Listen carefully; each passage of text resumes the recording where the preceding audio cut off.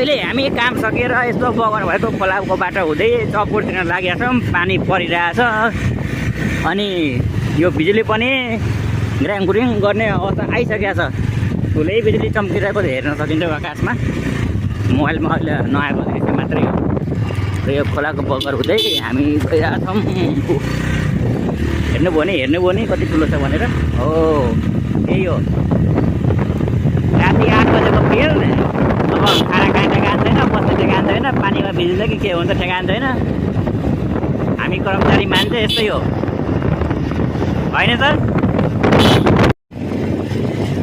अहिले हामी काम सकेर यस्तो बगर भएको खोलाको बाटो हुँदै चपकोटतिर लागेका छौँ। पानी परिरहेछ अनि यो बिजुली पनि ग्राङगुरिङ गर्ने अवस्था आइसकेको छ। ठुलै बिजुली चम्किरहेको हेर्न सकिन्छ आकाशमा।